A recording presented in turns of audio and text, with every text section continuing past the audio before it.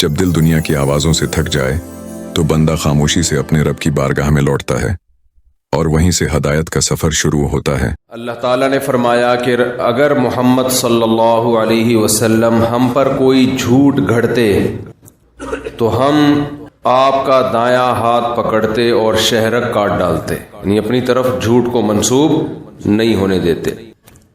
इस पर मैंने बयान किया था कि कोई भी ऐसी शख्सियत जो अल्लाह की तरफ गलत बात को मंसूब कर रही हो और लोगों में उसका असर रसूख भी हो तो अल्लाह ऐसे शख्स को पनपने नहीं देते, उसको रुसवा कर देते हैं अल्लाह ताला। तो नबूवत का दरवाज़ा तो बंद है, अब जाहिर है ये काम मजहबी स्कॉलर्स कर सकते हैं। तो मजहबी स्कॉलर भी कोई ऐसी बात करेंगे जिनको फॉलो करने से लोग गुमराह हो रहे हों तो अल्लाह उसको भी नहीं पनपने देते। हाँ, ये बात ज़रूर है कि अल्लाह ताला उसको पनपने तो नहीं देते, लेकिन कुछ न कुछ अहमक और बेवकूफ़ लोग हर दौर में बहुत से लोगों के पीछे लगते हैं और ऐसे ऐसे बेवकूफ़ों के पीछे लगते हैं कि आदमी हैरान होता है कि ये शख्स जिसे ना बोलने की ताकत है ना इसके पास मालूमात हैं। ये रूहानी लोगों को देख लो ना, जो रूहानी ड्रामेबाज होते हैं ना, उनका हल्का बहुत बड़ा होता है, उनका हल्का बहुत बड़ा होता है। तो आप कह सकते हैं कि ये तो ड्रामेबाज होते हैं तो इतने लोग इनको फॉलो क्यों करते हैं, अल्लाह इनको पनपने क्यों दे रहा है? असल में अल्लाह तो पनपने नहीं दे रहा होता। सबसे बड़ी बात ये कि इनकी जो बातें होती हैं ना, उनके ना कोई सर होता है ना कोई पैर होता है। तो अक्लमंदों की नजर में 2-3 जुमलों से ही इनकी हैसियत सामने आ जाती है। लेकिन एक मशहूर मकूला है कि अगर अल्लाह अकल से पैसे देता तो बेवकूफ लोग भूख से मर जाते। तो ऐसे ही याद रखो, ये जो फैन फॉलोइंग है या अकीदत मोहब्बत, इसमें बेवकूफ लोग जैसे रिस्क में बहुत दफा आगे होते हैं ना, तो बेवकूफ लोग इन चीजों में भी आगे होते हैं। बेवकूफों की जो अकीदत है ना, वो बहुत खतरनाक होती है क्योंकि उसके लिए कोई दलील की जरूरत नहीं होती। वो जब अकीदत किसी से करते हैं तो बहुत डेंजरस अकीदत होती है, क्योंकि वो समझते हैं कि हम जिसको फॉलो कर रहे हैं बस ये बुजुर्ग हैं। जब किसी को बुजुर्ग मान लिया, देखो ये जाहिल लोग, इनके यहाँ नबी का जो मकाम है ना, हम जब नबी मान लेते हैं तो फिर नबी दिन को रात कहें, हमने क्या कहना है? रात। फिर हमें दिन को दिन कहने की इजाजत है? जब हमने ये मान लिया कि पैगंबर वो बात कहते हैं जो अल्लाह कह रहा है, तो अल्लाह गलत कर सकता है? गलत कह सकता है? नहीं कह सकता। तो पैगंबर दिन को रात कहें, हमें रात कहना है, रात को दिन कहें, हमें दिन।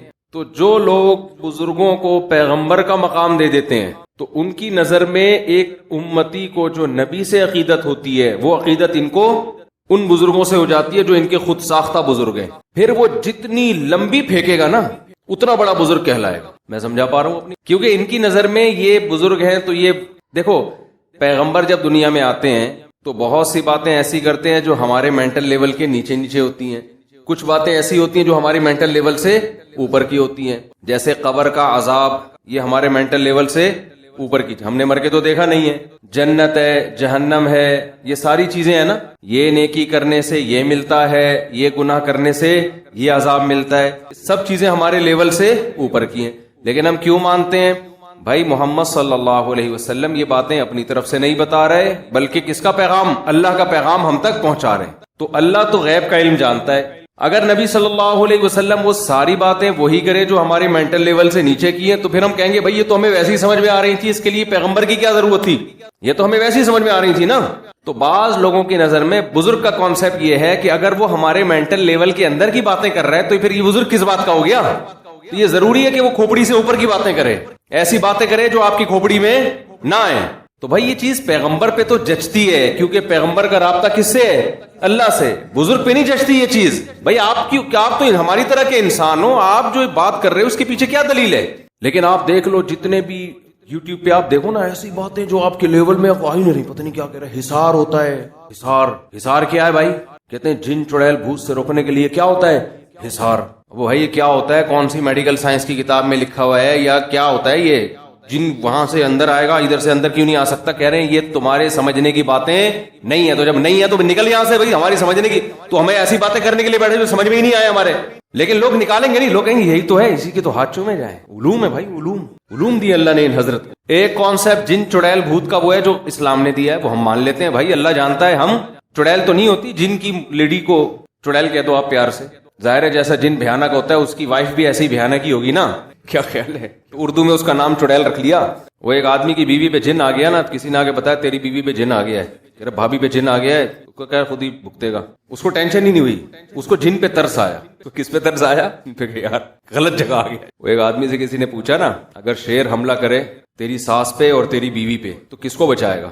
ساس پہ حملہ کیا اور بیوی پہ حملہ کیا، تو کس کو بچائے گا؟ کہہ رہا شیر کو بچاؤں گا میں. مجھے پتہ ہے شیر کے ساتھ بچہ ہونے والا نہیں. تو علوم ہے، علوم سمجھتے ہیں. یوٹیوب پہ جتنا بڑا پھینکو ہوگا کہتے ہیں کہ یہ کیا ہے، علوم کی باتیں کر رہے ہیں. اچھا خوب سمجھ لو کہ ہمارے ہاں بڑا عالم، چاہے وہ میڈیکل سائنس میں ہو، وہ بھی تو ایک علم ہے نا میڈیکل، چاہے وہ دین کا علم ہو، کوئی بھی علم ہو، اس میں جو بھی ایسی باتیں کر رہا ہو جو پبلک کی سمجھ میں نہ آ رہی ہوں، اس کو لوگ زیادہ پڑھا لکھا سمجھتے ہیں. حالانکہ یاد رکھو، علم میں جب انسان کو پختگی ہوتی ہے نا، تو وہ جب جس طبقے سے بات کر رہا ہوتا ہے ایسے الفاظ میں بات کرتا ہے کہ اس طبقے کی سمجھ میں بات آتی ہے. یہ علم کی علامت ہے، لیکن اس کو لوگ علم نہیں سمجھتے. میں تو بہت سرچ کرتا ہوں نا یوٹیوب پہ، جو ڈاکٹرز کیا کہہ رہے ہیں، حکیم کیا کہہ رہے ہیں. آپ دیکھو کوئی ڈاکٹر ایسی بات ہے، ساری ٹرمز استعمال کر رہا ہوگا میڈیکل سائنس کی، ایک لفظ سمجھ میں نہیں آ رہا ہوگا، نیچے لوگوں نے برا بھلا کہا ہوگا بھائی کوئی ایسی بات کرو جو ہماری کھوپڑی میں تو آئے نا.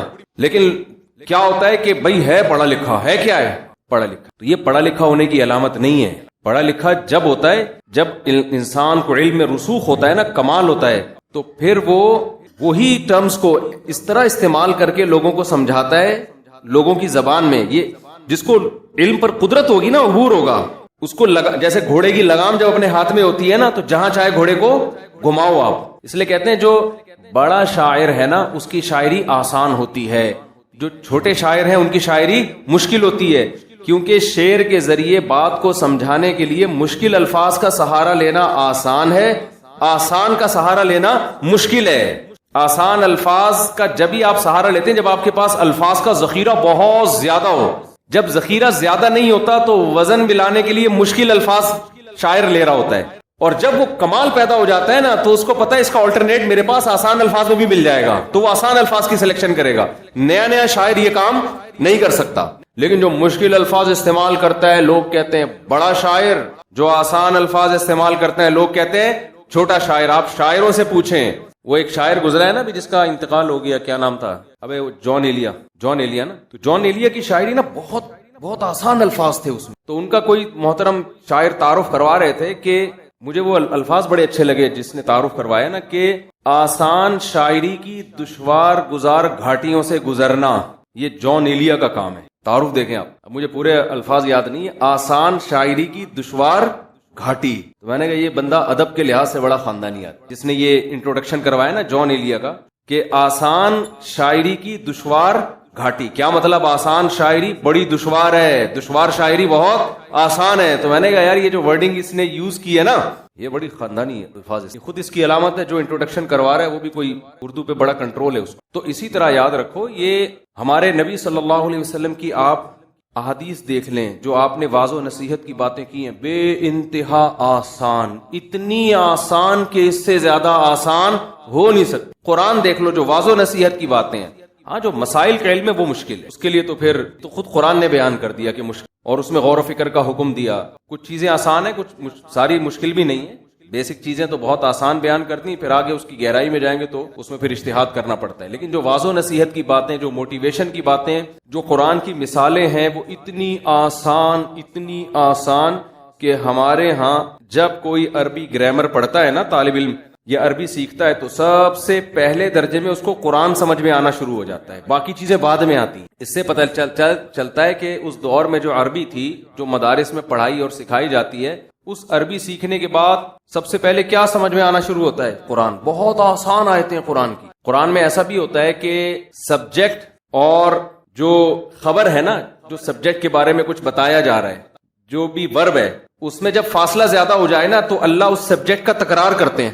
ثم ان ربک للذین عملوا السوء بجہالۃ. پوری آیت کیا ہے بھائی؟ ثم ان ربک عملوا السوء بجہالۃ ثم تابوا من بعد ذلک واصلحوا ان ربک من بعدها لغفور الرحیم. دیکھو اللہ تعالیٰ یہاں کیا بتا رہے ہیں؟ تمہارا رب ان لوگوں کے لیے جنہوں نے جہالت میں گناہ کر لیا اور پھر انہوں نے توبہ کر لی. تو ہونا یہ چاہیے تھا آیت میں کہ تیرا رب ان لوگوں کے لیے جنہوں نے گناہ کیا جہالت میں اور پھر انہوں نے توبہ کر لی غفور اور رحیم ہے. یہ جملہ کمپلیٹ ہو گیا کہ نہیں ہو گیا؟ کتنی زبردست بلاغت کی بات ہے. دیکھو یار, اللہ تعالیٰ فرما رہے ہیں تیرا رب ان لوگوں کے لیے جنہوں نے جہالت میں گناہ کیا لیکن پھر توبہ کر لی, غفور اور رحیم ہے. لیکن غفور اور رحیم کس کی بات ہو رہی ہے؟ رب ہے. تو رب وہ تھوڑا دل یعنی پیچھے رہ گیا نا, اس لیے اللہ نے اس رب کا دوبارہ تکرار کیا, ان ربک من بعدھا, تیرا رب غفور اور رحیم ہے. نہیں بس لمبے لمبے سینٹنس نا انسان کو ٹینشن میں ڈال دیتے ہیں. لمبے لمبے سینٹنس انسان کو ٹینشن میں ڈال دیتے ہیں. کہ مثال کے طور پر یوں کلام ہوتا, تیرا رب ان لوگوں کے لیے جنہوں نے جہالت میں گناہ کیا پھر اس کے بعد توبہ کر لی. تو ہم گناہ اور توبہ کی طرف چلے جاتے, یہ بھول جاتے کہ بات کس کی ہو رہی ہے. بات تو رب کی ہو رہی ہے, اس کی ایک صفت بیان کی جا رہی ہے کہ وہ غفور بھی ہے اور رحیم بھی. لیکن رب کا تذکرہ وہ تاخیر ہو گئی نا, اس میں پیچھے گزر چکا ہے, بیچ میں دوسرے جملے آ گئے. اب اگر اللہ کہتے کہ تیرا رب ان لوگوں کے لیے جنہوں نے گناہ کیا جہالت میں پھر ایمان بھی لے آئے اور توبہ بھی کر لی, غفور رحیم ہے, تو ایک دم انسان کو ٹینشن ہوتی ہے کہ جھانکنا پڑتا ہے, پیچھے دیکھنا پڑتا ہے کہ کس کی بات ہو رہی ہے. اب چونکہ مبتدا یعنی سبجیکٹ جس کی بات ہو رہی ہے اس کے بیچ میں لمبا سینٹنس آ گیا ہے, تو اللہ نے ان ربک من بعدھا, تیرا رب ان سب چیزوں کے بعد بھی غفور الرحیم ہے. اب من بعدھا میں اللہ نے پھر یہ نہیں کہا کہ جو جرم کر لیں اور توبہ کریں, بلکہ من بعدھا کا مطلب ان سب کے بعد بھی کیا ہے, تیرا رب غفور اور رحیم ہے. تو قرآن میں بہت ملے گا, یہ بہت آسان, بہت آسان. جہاں لمبا جملہ ہو رہا ہے اللہ نے سبجیکٹ کو دوبارہ اس کو تکرار کر دیا. اصولی لحاظ سے عام طور پر کلام میں یہ چیز معیوب سمجھی جاتی ہے. عام زبان میں جب ہم بات کر رہے ہیں نا تو اس کو معیوب سمجھا جاتا ہے. لیکن قرآن میں یعنی جس چیز کو بسا اوقات ہم معیوب سمجھ رہے ہوتے ہیں, قرآن کی نظر میں وہ معیوب نہیں ہے. کیونکہ قرآن کہتا ہے کلام کا مقصد ہے لوگوں کے دلوں پہ اثر ڈالنا. تو اثر ڈالنے کا وہ طریقہ اختیار کرنا کہ آپ زبان کے قوانین میں الجھ کے رہ جاؤ اور وہ کلام مؤثر نہ ہو. اس سے بہتر ہے قانون توڑ دو, لیکن کلام اس طرح انداز سے کرو کہ لوگوں کے دلوں پہ اثر کرے. نہیں یاری کھوپڑی میں رکھا ہے, دیکھ کھوپڑی کا لفظ سنتے ہی ایک دم لوگ مائل ہو جاتے ہیں. حالانکہ کھوپڑی کا لفظ نامناسب ہے. عام آپ کہیں رشتہ لینے کے لیے جاؤ اور آپ سسر صاحب سے بولو, ہونے والے سسر سے, کہ آپ کی کھوپڑی میں بات آ گئی ہے کہ میں مناسب ہوں آپ کی بچی کے لیے, فوراً کک آؤٹ کر کے نکال دیں. تمہیں بات کرنے کی تمیز نہیں. اب آپ دلیل دیں کہ مفتی طارق مسعود تو جمعے کے بیان میں کہتے ہیں کھوپڑی میں بات آ رہی ہے کہ نہیں آ رہی. تو ایک ہی لفظ کھوپڑی ایک جگہ پہ نامناسب ہے, دوسری جگہ پہ کیا ہے, عین مناسب. ہم بھی کہیں اللہ نہ یعنی استغفر اللہ, کہیں اگر گھر والے سن رہے ہوتے ہیں تو میں بات کہاں سے کہاں لے کے جا رہا تھا. تو جو ڈاکٹر حضرات ہیں نا جو یوٹیوب پہ ویڈیوز ڈالتے ہیں, ان سے میں گزارش کروں گا اللہ کا واسطہ آپ اپنی میڈیکل ٹرمز کو نا دائیں بائیں رکھ کے آیا کرو, اور بہت تمیز سے نا لوگوں کو آسان زبان میں, لوگوں کی زبان میں آپ جو بات سمجھانا چاہتے ہیں سمجھایا کریں. میڈیکل ٹرمز انجینئروں کو نہیں پتا ہوتی, میکینک کو نہیں پتا ہوگی, علماء کو نہیں پتا ہوتی. وہ آپ کو پتا ہے تو اس کو تھوڑی دیر کے لیے سائڈ پہ رکھتے ہیں. اتنی زیادہ وہ بھرم مارے ہوتے ہیں, لوگ کہتے ہیں بہت پڑھا لکھا ہے بھائی, بہت ہی آ رہا سمجھ میں. کیا آیا, کیا سمجھایا گیا سمجھ میں تو ہمارے کو یہ ثابت ہو گیا کہ یہ ڈاکٹر صاحب بہت زیادہ پڑھے لکھے ہیں. اچھا یہ بھی ثابت بعض دفعہ نہیں ہوتا, آپ کو لگ رہے ہوتے ہیں, وہ دوسرا ڈاکٹر سنے گا تو کہے گا بھائی یہ سوائے ٹرمز کے نا دائیں بائیں گھمانے کے کچھ بھی نہیں ہے. تو ٹرم سے متاثر نہ ہوا کریں. تو بعض دفعہ جو 2 نمبر ڈاکٹر ہوتا ہے نا وہ ٹرمز کا استعمال زیادہ کرتا ہے بھرم میں لینے کے لیے, وہ ٹرمز کا استعمال زیادہ کرتا ہے لوگوں پہ بھرم ڈالنے کے لیے. میں اکثر ایک واقعہ سناتا ہوں, پھر میں اصل ٹاپک کی طرف آتا ہوں. آپ لوگ بولیں گے کیا مفتی صاحب کس سے لے کے بیٹھ گئے, جو ہمارا بیان تھا وہ رہ جائے گا. تو ایک قبلہ حکیم صاحب ہیں, یوٹیوب پہ آتے ہیں, وہ اتنی ٹرمز انگلش میں استعمال کرتے ہیں نا, لوگ کہتے ہیں پہلی دفعہ ہم نے کوئی انگلش بولتا ہوا حکیم دیکھا ہے, بھائی یہ تو بہت ہی کوئی ماہر حکیم ہے. حالانکہ میں نے دوسرے حکیموں سے بھی معلوم کروایا, ڈاکٹروں سے بھی, انہوں نے کہا نہ یہ ڈاکٹر ہے نہ یہ, لیکن ٹرمز ایسی یوز کر رہا ہے, او ہو بھائی وہی انگلش نا تھوڑا سا. اچھا کچھ ایسے بھی ہیں خوب سمجھ لو کہ جو امریکہ سے ہو کے آ گئے, لندن سے ہو کے آ گئے, اب ان پہ ایک چھاپ لگ گئی امریکہ سے پڑھ کے آیا. تو اپنا انٹروڈکشن کہ میں امریکہ سے پڑھ کر آیا ہوں. بھائی امریکہ میں آپ پڑھے ہوگے, پتہ نہیں حکیم کے پاس بیٹھ گئے ہوگے وہاں جا کے آپ, یا 2 مہینے کا کوئی شارٹ کورس کر لیا ہوگا. تو ہمارے ہاں امریکہ لندن کی ایسی ویلیو ہے کہ 2 مہینے کے کوئی شارٹ کورس بھی ٹماٹر پہ کر کے آ جائے نا تو اس کو سمجھتے ہیں بھائی یہ وہاں کا پڑھا لکھا ہے. تو میں یہ میرا ٹاپک نہیں ہے, صرف یہ بتانے کے لیے کہ آپ میں یا ہم میں کسی کو بھی کسی کے اسٹائل سے اور کسی کی جو ٹرمینالوجی استعمال کرتا ہے ان چیزوں سے یا امریکہ سے ہو کے آنے سے متاثر ہونے کی ضرورت نہیں ہے. سوال پیدا ہوتا ہے ہم یہ فیصلہ کیسے کریں کہ یہ ڈاکٹر واقعی ڈاکٹر ہے یا نہیں ہے, یا یہ عالم واقعی عالم ہے یا نہیں ہے؟ اس کا آسان طریقہ ہے ڈاکٹروں سے پوچھ کے بارے میں، اس کی تحقیق کس کو بھیجو. اب آپ کہیں گے جس کو ہم بھیجیں گے وہ پتہ نہیں صحیح ہے، تو 4-6 کو بھیج دو نا، سارے تھوڑی غلط ہوں گے. 4-6 ڈاکٹروں کا، میں جب کوئی یوٹیوب پہ کوئی میڈیکل رپورٹ پڑھتا ہوں یا دیکھتا ہوں تو پھر میں 2-4 ڈاکٹروں کو اس کو بھیجتا ہوں کہ یار ذرا بتائیں ڈاکٹر صاحب، یہ بندہ ریسرچ جو پیش کر رہا ہے یہ گوروں کے حوالے دے رہا ہے، سائنسدانوں کے حوالے دے رہا ہے، ڈاکٹروں کے حوالے دے رہا ہے، یہ ہے بھی کہ نہیں ہے؟ ایسا تو نہیں ہے ادھر سے کاپی پیسٹ کر کے کہیں سے بھی اٹھا کے ڈال دی. تو 4-5 ڈاکٹر کہتے ہیں ہاں بھائی یہ رپورٹ صحیح ہے، تو پھر مان لیں، پھر نہ ماننے کا آپ کے پاس کوئی آپشن نہیں. سمجھتے ہو کہ نہیں سمجھتے؟ اور اس میں ایک چیز کو ایڈ کرتے ہیں کہ نیچر کے خلاف نہ لے کے جا رہا ہو آپ، کوئی ایسی چیز نہ مارکیٹ میں لا رہا ہو کہ عجیب سی جو پتہ نہیں میڈیکل سائنس کا کوئی ایسا اصول آ گیا کہ اب آپ کو روٹی کھانے کی ضرورت ہی نہیں ہے، آپ وہ کھایا کریں، پلاسٹک کھایا کریں. ایک مثال دے رہا ہوں، ایسا کوئی ڈاکٹر کہتا نہیں ہے. یا اب آپ CNG پہ چلیں آپ، ٹھیک ہے نا، ایک سمجھانے کے لیے مثال دے رہا ہوں کہ نیچر سے بغاوت نہ کروا رہا ہو کہ اتنے گلاس بلا وجہ پانی پیئے، کوئی بیماری بھی نہیں ہے، آپ خام میں 36 گلاس دن میں پانی پی کے بیٹھ جائیں، پاگل ہو جائیں. اچھا کیا کریں یار، بات سے بات نکلتی ہے تو سمجھانا پڑتا ہے نا. اب ہر چیز میں لوگ گمراہ ہو رہے ہیں تو تھوڑی تو بات کرنی پڑتی ہے نا. اس میں جب تک کوئی بیماری نہ ہو نا، بیماری کے علاج کے لیے تو انسان کو کچھ آڑے ترچھے ٹوٹکے اختیار کرنے پڑتے ہیں. کوئی بیمار ہو گیا تو ڈاکٹر نے کہتے ہیں گلاس پانی، سمجھ میں آتا ہے یار یہ اس بیماری کا شاید یہ علاج ہوگا، لیکن نارمل آدمی نارمل روٹین سے نہ ہٹ. سمجھتے ہو؟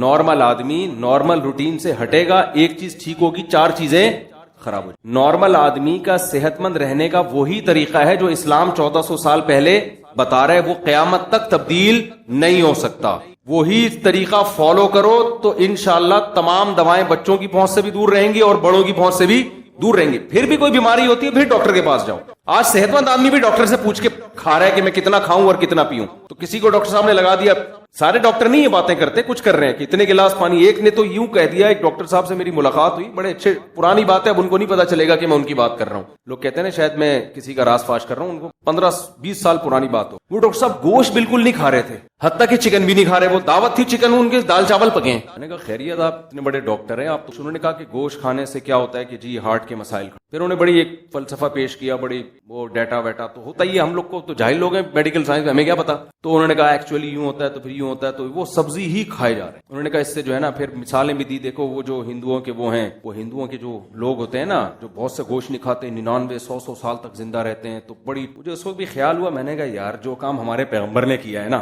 وہ ہم ڈاکٹر کے مشورے پہ چھوڑ.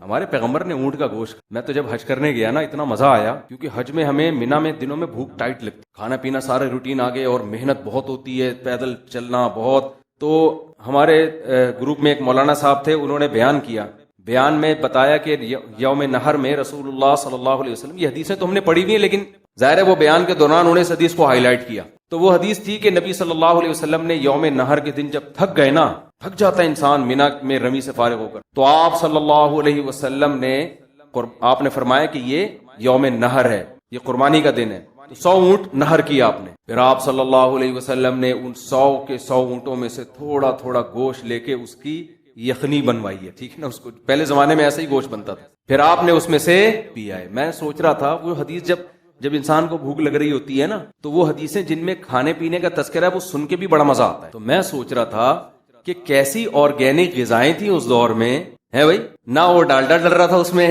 صحیح ہے نا، نہ کون سے ڈالڈا کو بیچارے کو بدنام نہیں کرنا چاہتا میں، جتنے بھی کوکنگ آئل ہیں کوئی بھی نہیں تھا. کسان اور کون سا آ رہا ہے، تلو اور پتہ نہیں کون سے، سیدھا اونٹ ہی کی چربی میں پکایا گیا اور آپ صلی اللہ علیہ وسلم نے تناول کیا. تو میں سوچ رہا تھا مزہ کتنا آیا ہوگا شدید بھوک میں اتنی فل آف پروٹین چیز جب آپ کھائیں گے اور وہ شوربہ پیئیں گے، اور وہ شوربے میں آئل شامل نہیں ہے.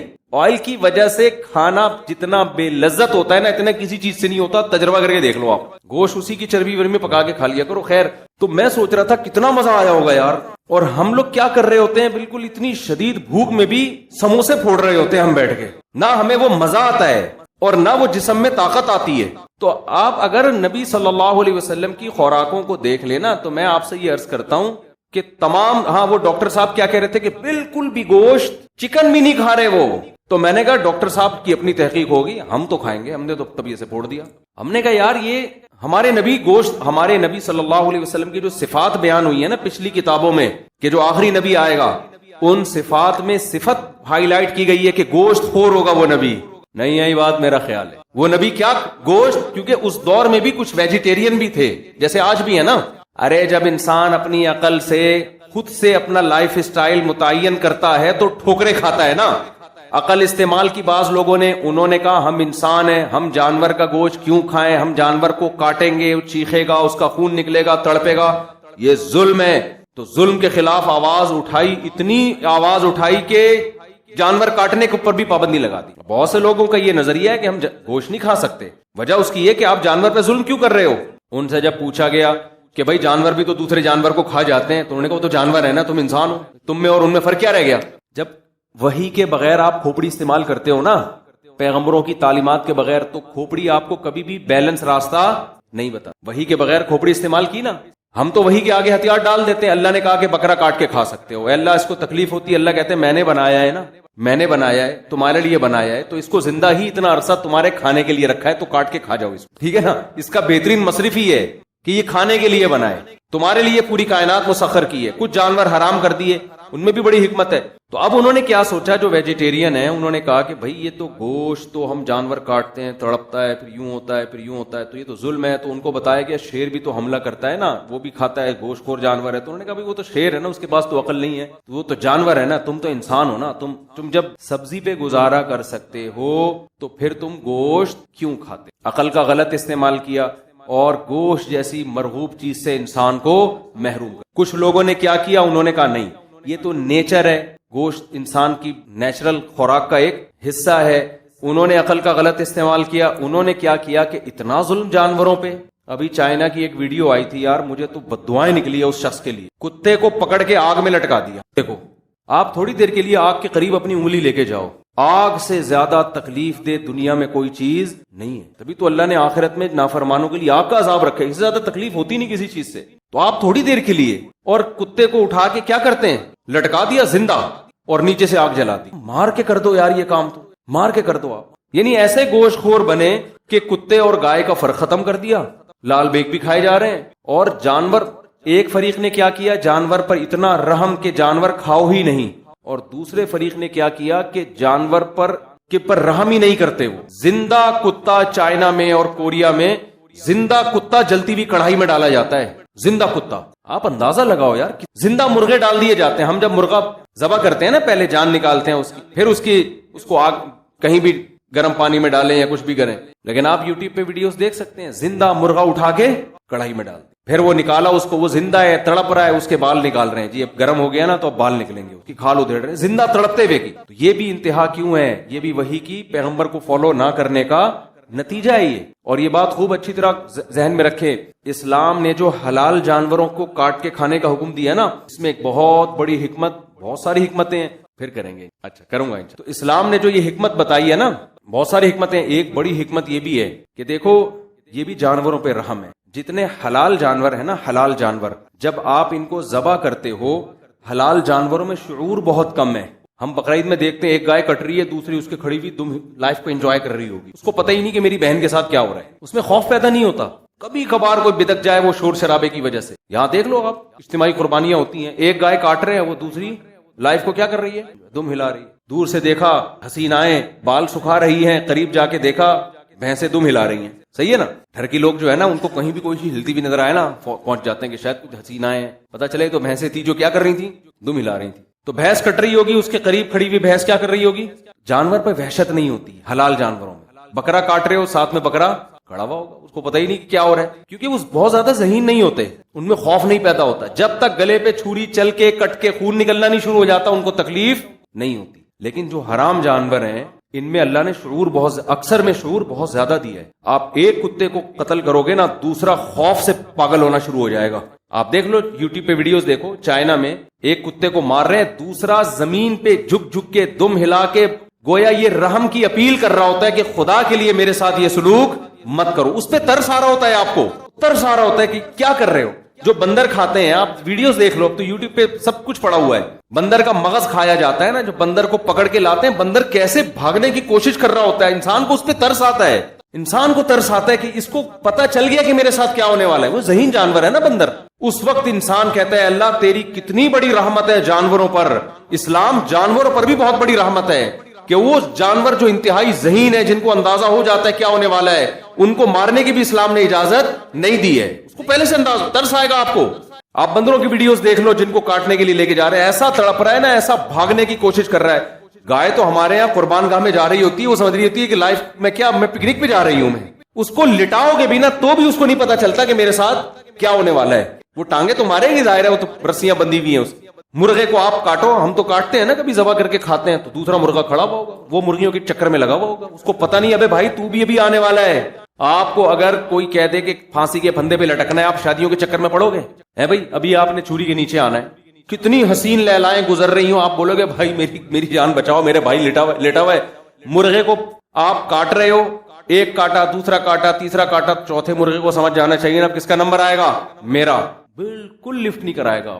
حتیٰ کہ آپ چھری گلے پہ رکھ کے تھوڑی سی چلا کے چھوڑو گے، فوراً مرغیوں کے پیچھے بھاگے گا. وہ اس میں خوف پیدا نہیں ہوتا. ہاں ایک چیز ہوتی ہے کہ مرغی کو آپ لٹا کے نا اس کے اوپر تنکا رکھ دو، وہ آرام سے پڑی رہے گی، لیکن وہ نفسیاتی اس پہ ایک وہ ہوتا ہے کہ پتہ نہیں کیا ہو رہا ہے، لیکن وہ اس کو وہ موت کا خوف نہیں ہوتا. لیکن آپ کتوں میں اگر ایک کو مارو گے نا، دوسرے کو اندازہ ہو جائے گا میرے ساتھ غلط ہونے والا. ایک کو آپ کڑھائی میں پھینکو گے، دوسرے کو اندازہ، وہ رحم کی اپیل کر رہا ہوتا ہے، رحم کی اپیل کر رہا ہوتا ہے کہ خدا کے لیے میرے ساتھ یہ ظلم مت کرو. یہ بھی اسلام کی ایک رحمت ہے. دیکھو بیلنس ہے نا اسلام میں. بعض ہندوؤں نے کیا کیا کہ گوشت سے ہی انسان کو محروم کر دیا. بعض نے کیا کیا، جو گوشت خور ہیں انہوں نے انسان پر، جانوروں پر ایسا ظلم کرنا شروع کر دیا کہ ذبح کیے بغیر ہی بس کڑھائی میں زندہ ڈال دو. ہمارے ایک دوست چائنا گئے، تبلیغی جماعت میں تھے، کہہ رہے وہ میری دعوت ہوئی ہے، تو ہمیں نہیں پتا چلا کہ وہ دعوت میں نا اتنا بڑا بکرا لا کے رکھ دیا. اب وہ چائنیز نے دعوت کی تھی، ان کو پتا نہیں تھا. کہہ رہے اتنا بڑا بکرا پورا صحیح سالم، اور وہ زندہ بھی تھا، ہل رہا تھا. وہ کہہ رہے میں نے کہا یہ کس ٹائپ کا کھال سمیت بکرا ہے بھائی. جب دم پہ میں نے کہہ رہے اسٹڈی کرنا شروع، اس کے سر سے لے کے جب دم پہ گیا نا تو دم پتلی سی گول. کہہ رہے پتا چلا یہ بکرا نہیں ہے، کیا یہ کتا ہے. کہہ رہے پورا کتا، پھر تفتیش کی پتا چلا جی پورا کتا زندہ اٹھا کے پانی میں ڈال دیتے ہیں یا کڑھائی میں ڈال دیتے ہیں، اور اس کے اوپر ڈھکن ڈھک دیا. وہ چیخ رہا ہے، چلا رہا ہے، اور پھر جب اس کو نکالتے ہیں سانس اس میں ہوتا ہے بعض دفعہ، کیونکہ اسکن کے ذریعے ہلاکت، بہت اسکن جلتی ہے نا انسان کی، کھال کے ذریعے مرنا بہت مشکل کام ہوتا ہے. اسلام نے تو حکم دیا رگیں کاٹ دو، فوراً بلیڈنگ. جتنی زیادہ ٹانگیں چلائے گا اتنی زیادہ بلیڈنگ ہوگی، اتنی زیادہ جان جلدی نکلے گی. جانور پہ بھی رحم کیا، انسانوں پہ بھی رحم کیا. ذبح کرنے کا فائدہ یہ ہوتا ہے کہ سارا بلڈ اس کے جسم سے نکلتا ہے. ساری بیماریاں کس میں ہوتی ہیں؟ بلڈ میں ہوتی ہے. بھی ناپاک اور گندی چیز بلڈ، کپڑوں پہ لگ جائے تو نماز نہیں ہوتی. تو انسان کا بھی فائدہ ہے، اسے بلڈ سے پاک گوشت مل گیا، اور جانور پر بھی یہ رحم ہے. سمجھتے ہو کہ نہیں سمجھتے ہو؟ تو خیر میں اپنی بات کی طرف آتا ہوں. تو میں بتا رہا تھا کہ وہ ڈاکٹر صاحب کہہ رہے تھے گوشت بالکل بھی نہیں کھانا چاہیے. تو میں ڈاکٹر سے بدگمان نہیں ہوا، میں نے کہا ہوگی ان کی تحقیق، ہم تو بھائی وہی کام کریں گے جو 1400 سال سے چلتا ہے. اور اسلام میں تو گوشت کی اتنی اہمیت ہے، اگر ہم گوشت چھوڑ دیں ہماری تو مذہبی تہوار ہی ختم ہو جائیں گے. ہر تقریب میں تو گوشت ہے اسلام میں. اسلام میں کھانا زیادہ کھانا پسندیدہ کام نہیں ہے، لیکن جتنا کھانے کا تذکرہ ملتا ہے گوشت کا ملتا ہے ہمیں. یعنی جو تقریبات میں، مثال کے طور پر بقرعید تہوار ہے یا نہیں ہے، اس میں کیا کھلا رہا ہے اسلام؟ دال چاول کھلا رہا ہے. ابے کرسمس میں عیسائی لوگ کیا کھاتے ہیں؟ جو بھی ان کی کھیر کیک ویک یہی کھائیں گے نا. ان کی ہندو لوگ کیا کھاتے ہیں؟ سب جو ان کا تہوار ہوتا ہے مٹھائی کھا لیں گے نا اس میں. اسلام میں کسی تہوار میں مٹھائی، یار ایک تو آپ پہ بولنے پر گوشت نہیں کھاؤ گے تو پھر یہ حال ہوگا. یہ لڈو کھا کے جو بیٹھے ہوتے ہیں نا وہ سست ہوتے ہیں. گوشت کھاؤ گے تو پھر دیکھو آپ کا اسٹائل کیسا ہوگا. تو اسلام میں بقرعید کے بیان کا رخ چینج ہو گیا، لیکن بھائی مفید باتیں ہی ہو رہی ہیں، میرا خیال ہے غلط بات نہیں. اسلام میں بقرعید والے دن تہوار ہے نا بہت بڑا، تو کیا سوئیاں کھانے کا حکم ہے، مٹھائی کھانے کا حکم ہے، لڈو کھانے کا حکم ہے؟ گوشت. اور ہمارے نبی صلی اللہ علیہ وسلم بہت تھوڑا کھایا کرتے تھے، خوراک سے آپ کو رغبت ہی نہیں تھی. لیکن بقرعید والے دن امی عائشہ کیا فرماتی ہیں؟ پہلا نوالا ہمارے نبی کے حلق مبارک میں جانور کے، قربانی کے جانور کے گوشت کا جاتا. اس وقت تک کچھ کھاتے نہیں تھے کہ اللہ نے آج ضیافت کی ہے. آپ کی کسی نے ضیافت کی ہو اور آپ پہلے سے پیٹ بھر کے آ جاؤ، میزبان کو غصہ آئے گا کہ نہیں آئے گا؟ تو اللہ نے آج ضیافت کی ہے تو ہم ابتدا کس سے کریں گے؟ گوشت سے. تو کتنی ترغیب ہو گئی نا گوشت کھانے کی. اس دن 4 دن روزہ رکھنا حرام کر دیا اللہ نے بقرعید کے 4 دنوں میں. 10 تاریخ کو، 11 تاریخ کو، 12 تاریخ کو، 13 تاریخ کو روزہ حرام ہے. کیوں حرام ہے؟ آپ گوشت نہیں کھا سکتے اگر آپ روزہ رکھ لو گے. یہ جو 4 دنوں میں روزہ حرام ہے اس لیے تھوڑی کہ دال چاول سے اوائڈ کروانا ہے آپ کو. آپ دال چاول نہیں کھا سکیں گے، آپ کھچڑی نہیں کھا سکیں گے، آپ ایکچولی سیلڈ خوراک میں یہ جو آج کل چل رہا ہے نا، چل رہا ہے، میں ڈاکٹروں کا مذاق نہیں اڑا رہا بھائی، وہ ان کی اپنی فیلڈ ہے، ان کو کرنے دو. کھائیں آپ سیلڈ ویلڈ بھی کھائیں، تو ایکچولی وہ یوں، ابے بھائی اللہ کہہ رہا ہے کہ 4 دن تمہیں روزہ اس لیے حرام ہے کہ میں تمہیں بکرے کاٹ کاٹ کے کھلا رہا ہوں اور تم کمبختو روزہ رکھ کے بیٹھ جاؤ گے. یہ گویا اللہ کی میزبانی کی توہین ہے. گوشت کھاؤ تم ان 4 دنوں میں، 3 دن قربانی کی اور چوتھا دن بھی تکبیرات تشریق کا، ایام تشریق، اس میں بھی روزہ حرام کی، چوتھے دن تک بھی گوشت چل رہا ہوتا ہے. تو میں وہ ڈاکٹر صاحب کی بات کر رہا تھا، میں نے کہا یار یہ کہہ رہے ہیں گوشت نہیں کھاؤ، اور کہ جناب اللہ میاں تو ہمیں کیا کھلا رہے ہیں؟ بقرعید کا مطلب ہم کیا کھائیں پھر؟ اللہ میاں ہماری بقرعید تو ختم، ہمارے نبی تو بقرعید والے دن کھجور بھی نہیں کھا رہے، صحیح ہے، جو آپ کی عام خوراک تھی. اور دوسرا اسلام میں تہوار کیا ہوتے ہیں؟ وہ جو ہے عقیقہ ہے، خوشی ہے نا. عید کے دن تو سب اجازت ہے کہ آپ کچھ بھی کھا لیں، کھجور کھا لیں، گوشت کھا لیں. دوسرا ہے عقیقہ. عقیقے میں بھی کیا حکم ہے میرے بھائی؟ کبھی حدیث میں دیکھا آپ نے؟ حدیث میں آتا ہے اولم ولو بشاتن، سوری عقیقے میں آتا ہے کہ 2 بکرے یا 2 دمبے یا گائے کے 2 حصے.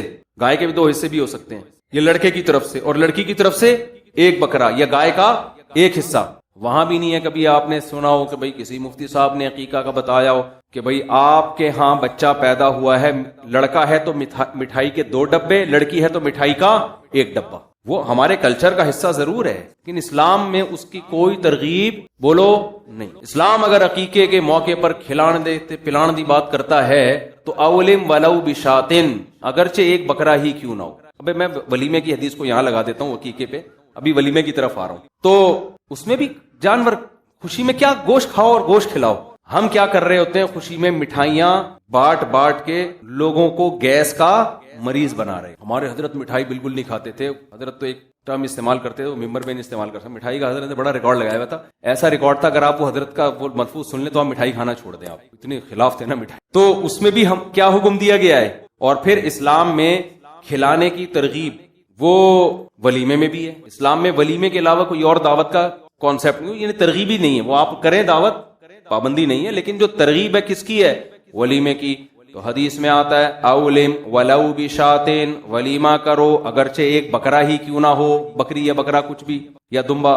تو جو شادی آپ نے کی ہے اس میں بھی ہمارے ہاں خوشی میں مٹھائی کھلائی جائے. بیڑا ہی غرق کر دیا کہ نہیں کر دیا؟ جو خوراکیں ہمیں پیغمبر دے کر گئے تھے ان تمام خوراکوں کی ایسی کی تیسی کر دی ہم نے. ہمارے نبی کیا کہہ رہے ہیں؟ ولیمہ کرو اگرچہ، یعنی تم نے شادی کی ہے نا تو مٹھائی نہیں ہے. شادی کی ہے تو کیا کرو تم؟ ایک ہی دعوت ہے اسلام میں. بارات کو تو اسلام مانتا ہی نہیں ہے نا، یہ تو ہندوؤں میں رہنے کے بعد آئی ہے نا. لڑکی رخصت ہو رہی ہے تو لڑکی کے ابا بارات کر رہے ہیں، یہ تو اسلام میں ہے ہی نہیں. لڑکی والے کھانا کھلا رہے ہیں، وہ ہے ہی نہیں. اس وقت تو ایسا ہوتا تھا مسجد میں یا کہیں بھی مجمع میں نکاح ہوا، بس ہو گیا نکاح، جب رخصتی ہوگی تو آپ دلہن کو لے کے گھر چلے جانا، پورا مجمع آپ کے ہاں پہنچے گا، کل لڑکا کھانا کھلائے گا رخصتی کے، جیسے بھی قبائلی علاقوں میں ہوتا ہے. تو وہاں بھی کیا حکم دیا جا رہا ہے؟ ترغیب جو دی جا رہی ہے کس کی دی جا رہی ہے؟ گوشت. اس کے ابھی آلٹرنیٹ ہم نے کیا نکال لیا؟ مٹھائی. تو مجھے بتاؤ جس مولوی کو یہ حدیثیں معلوم ہو وہ ڈاکٹر کے مشورے پہ گوشت چھوڑے گا؟ وہ دنیا چھوڑ دے گا، وہ گوشت نہیں چھوڑے گا. بھائی ہمارا تو مذہبی بات پہ گوشت کھا بھی رہا ہے، گوشت یعنی ہمیں کھلا بھی رہا ہے اور کھلانے کی ترغیب بھی دے رہا ہے. تو ہم کیسے آپ کی بات مان لیں ڈاکٹر صاحب کائنڈلی؟ تو مجھے بچپن سے ہی نا ڈاکٹروں کی وہ باتیں جو نیچر کو اپیل ہی نہیں کرتی، میں کبھی بھی ان سے متاثر نہیں ہوا. میرا مطلب ہرگز ڈاکٹروں کی توہین نہیں ہے بھائی، نہ یہ کہ ہم ڈاکٹر میں میڈیکل سائنس میں ہم آگے ہیں. ہم کہتے ہیں یار جو کامن سینس کی بات ہوتی ہے نا اس میں کسی سے مشورہ لینے کی ضرورت نہیں ہے. تو ڈاکٹر کی فیلڈ شروع ہوتی ہے. اچھا 3 کام جو مذہب نے بتائے ہیں وہ کر لو، سمجھدار ڈاکٹر بھی اسی کا مشورہ دیں گے انشاءاللہ. جو مذہب نے 3 کام بتائے ہیں نا صحت کے حوالے سے وہ کر لو. نمبر 1 مذہب گوشت کھانے کی آپ کو ترغیب دیتا ہے تو کھا لیا کرو. ایسا نہ ہو کچھ تحقیق بدل جائے اور بعد میں کہیں کہ جی وہ جو گوشت نہیں کھاتے ان کو ہارٹ اٹیک کا خطرہ زیادہ ہوتا ہے. ٹھیک ہے نا، ایسا نہ ہو کہ الٹا ہو جائے معاملہ. تو جو کھا رہے ہو تو اپنی ذمہ داری پہ مر جاؤ، کوئی مسئلہ نہیں. تو پہلی بات گوشت نہ چھوڑو. دوسری بات آپ نے کیا کرنا ہے؟ ہمارے نبی صلی اللہ علیہ وسلم زیادہ کھایا کرتے تھے یا زیادہ کھانے کی ترغیب دی ہے یا بھوکا رہنے کی ترغیب؟ کم کھانے کی نہیں، بھوکا رہنے کی. کم کھانا تو بہت کم کھانے کا مطلب کھائیں. ہمارے نبی کی جو سیرت ہے وہ ہے اے اللہ ایک وقت کھانے کو ملے تو شکر ادا کروں اور ایک وقت بھوکا رہوں میں تو صبر کروں میں. سمجھتے ہو کہ نہیں سمجھتے؟ اور آپ صلی اللہ علیہ وسلم نے فرمایا میری امت میں، جو حدیث کا مفہوم میں اپنے الفاظ میں بیان کر رہا ہوں، آپ نے فرمایا خیر القرون قرنی ثم الذین یلونہم ثم الذین یلونہم، سب سے بہتر میرا زمانہ ہے، پھر اس کے بعد والا، پھر اس کے بعد والا. پھر آپ نے فرمایا یفش الکذب، جھوٹ پھیل جائے گا، یعنی برائی آنا شروع. اور انہی برائیوں میں آپ نے بتایا کہ جھوٹی گواہیاں، اور انہی میں آپ نے بتایا کہ لوگ زیادہ کھانا شروع کر دیں گے. یہ نہیں فرمایا کہ حرام کھانا شروع کر دیں گے, نا نا نا نا, حلال کھائیں گے مگر زیادہ. تو زیادہ کھانے کو بھی کس میں شامل کیا جا رہا ہے؟ برائی میں شامل کیا جا رہا ہے. یعنی امت اتنی بری ہو جائے گی, خوب کھانا شروع کر دے گی, کھانا بہت کھائے گی. تو کم کھانے کی ترغیب ہے, کم کھانے کی ترغیب ہے. اتنی ترغیبات ہے نا کم کھانے کی کہ ہمیں تو اپنے بارے میں ایسا لگتا ہے کہ یار پتہ نہیں ہمارا ہوگا کیا نہیں اگر ہم پیغمبر صلی اللہ علیہ وسلم سے قیامت کے دن ملے اور اپنے پراٹھوں کے ہم نے کسی نے بتا دیا کہ یہ 2 پراٹھے صبح ناشتے میں کھایا کرتے تھے, تو امید تو ہے کہ انشاءاللہ ان چیزوں پہ پکڑ نہیں ہوگی. یہ ترغیبی چیز ہے, کوئی واجب حکم نہیں ہے. لیکن ہم جائیں گے کہاں؟ تو ہم بہت کھاتے ہیں بھائی, بہت کھاتے ہیں. نبی صلی اللہ علیہ وسلم کی خدمت, یہ میں ٹاپک کمپلیٹ کرتا ہوں, جب چل پڑا ہے نا اتنا ہو گیا تو اس کو مکمل. آپ نے جو بھائی موضوع دیا وہ کہاں گئے بھائی نے پرچی دی تھی, وہ میں اس پہ ضرور بیان, آپ جمعے کے بیان میں آتے ہیں, میں انشاءاللہ اس پہ ضرور, میرے ذہن میں پہلے سے یہ ٹاپک تھا, میں اس پہ ضرور بات کروں گا انشاءاللہ. تو خوب سمجھ لو. دیکھو نبی صلی اللہ علیہ, ابھی صحت کی بات چلی ہے نا, تو اکارڈنگ ٹو اسلام کیا کہتا ہے اس بارے میں, وہ چند چیزیں نوٹ کر لو تو وہ آپ کو زندگی پر فائدہ پہنچائیں گی. نبی صلی اللہ علیہ وسلم نے فرمایا کہ 2 آدمیوں کا کھانا, ایک آدمی کا کھانا 2 کے لیے کافی ہے. طعام الواحد یکفی لاثنین, ایک آدمی کا کھانا 2 کے لیے کافی. یہ صحیح حدیث. جتنے میں 2 آدمی, ایک آدمی سیر ہوتا ہے نا, اس میں اصل میں 2 کے لیے کافی کا کیا مطلب, سیر تو نہیں ہوتے, لیکن جتنی آپ کو انرجی چاہیے, جتنا آپ کو زندہ رہنے کے لیے, ایک مناسب لائف گزارنے کے لیے جتنی خوراک چاہیے, تو جتنا ایک آدمی کھا رہا ہے وہ کتنے کھانا شروع کر دیں, 2 کھانا شروع کر دیں تو وہ کافی ہو جائیں گے. اور ہمارے ہاں جتنا ایک کھاتا ہے, جتنا ایک کو کی خوراک ہے تو وہ 2 کی کھاتا ہے. وہ اس حدیث پہ کیسے عمل کر رہا ہے, الٹا. جتنا ایک میں سیر ہو جاتا ہے نا, حدیث تو کہہ رہے ہیں تم ایک میں جتنا پیٹ بھر جاتا ہے تو آدھے میں اس کا آدھا کر دو. اور میں آپ کو بتاؤں جب آپ آدھا کرو گے نا, پھر جو آپ گوشت, جو ہمارے نبی نے یوم نہر میں, مزہ آئے گا آپ کو. صحیح ہے نا, مزہ آئے گا, مزہ آئے گا. تو آدھا کر لو اس کو. اور نبی صلی اللہ علیہ وسلم کی خدمت میں ایک کافر آیا, آپ صلی اللہ علیہ وسلم اکرام کرتے تھے, چاہے مسلم ہو غیر مسلم. آپ صلی اللہ علیہ وسلم نے اس کو دودھ پلایا. ہمارے ہاں دودھ پیا جاتا ہے ناشتہ کرنے کے بعد, 2 پراٹھے کھانے کے بعد, پھر آپ 1 گلاس پیتے ہیں اور کہتے ہیں کہ کیلشیم ملے گا, فیٹ ملے گا. بھی نہیں ملے گا اس سے, ٹھیک ہے, کہ اس کے کھانچے کہیں ہیں ہی نہیں جہاں جا کے یہ فٹ. ہم جو نبی کی سیرت میں دودھ دیکھتے ہیں نا, اس میں 2 چیزیں نظر آتی. ایک تو شدید بھوک میں, بھوک مٹانے کے لیے دودھ پیا گیا ہے, یعنی دودھ ایز اے کھانا استعمال کیا گیا ہے. ہمارے ہاں دودھ کو کھانا بولتے ہی نہیں ہے. دودھ جب شدید بھوک لگ رہی ہوگی نا, تو پہلے خوب بریانی اور نہاری طبیعت سے پھوڑنے پھاڑنے کے بعد پھر کہیں گے, کیونکہ حکیم صاحب نے کہا ہے کہ رات کو دودھ پی کے سونا چاہیے, لہذا پھر دودھ پی کے سو کے ایک دن دھماکے کے ساتھ پھٹ پھٹا کے ہلاک ہو جائے گا. تو ہم نبی کی سیرت میں دیکھتے ہیں, غزوہ احد میں دیکھو نا, سب صحابہ کو شدید بھوک تھی, تو حضرت ابو ہریرہ رضی اللہ تعالیٰ عنہ کو نبی نے حکم دیا, یہ دودھ کا ایک پیالہ آیا ہے نا. شدید بھوک تھی صحابہ کو, 2 3 دن کے سے بھوک لگ رہی تھی, پیٹ پہ پتھر باندھے ہوئے تھے. تو آپ نے کیا فرمایا؟ حضرت ابو ہریرہ کہتے ہیں کہ ایک ہی پیالہ تھا, تو نبی صلی اللہ علیہ وسلم نے حکم دیا کہ دائیں طرف سے پلانا شروع کرو. تو کہتے ہیں میں نے سوچا کہ میں اتنا مجھے بھوک لگ رہی, میرے حصے میں تو کچھ بھی نہیں آئے گا, اللہ نے برکت اتنی رکھی, تو سب نے سیر ہو کے پیا اس کو. حضرت ابو ہریرہ کے برکت دے دی اللہ نے, ایک معجزہ نبی کا ظاہر ہوا. حضرت ابو ہریرہ نے پیا, کہتے ہیں اور پیو اور پیو, سیر ہو گئے حضرت ابو ہریرہ رضی اللہ تعالیٰ. اس طرح کی اور بہت ساری ہمیں مثالیں ملتی ہیں کہ شدید بھوک میں, بھوک کس سے مٹائی ہے؟ دودھ سے. پھر دودھ جزو بدن بنتا ہے, اور ایسا ٹھا کر کے جا کے باڈی کو لگتا ہے نا. تو 2 چیزیں نبی نے بھوک میں استعمال کیا. دوسری چیز تازہ دودھ استعمال کیا آپ صلی اللہ علیہ وسلم نے, بوائل دودھ نہیں استعمال کیا, یعنی جہاں تک ہمارے معلومات تازہ دودھ. اب میرے یہ کلپ چلایا گیا, کسی نے کہا دیکھو لوگوں کو کچا دودھ پینے کا مشورہ دے رہا ہے جراثیم والا, تو دودھ کچا جب پیو جو فوراً نکالو اور فوراً پی جاؤ. اگر رکھ لیا تو پھر کچے کا نہیں, ہم بھی کہتے ہیں بھائی, وہ ڈاکٹر لوگ بولتے ہیں اس میں. اور پھر خاص طور پہ جو گوالا تو کچا بھی پلا رہا ہے نا, تو اس میں گوالا بھی تو دے رہے ہیں نا دودھ.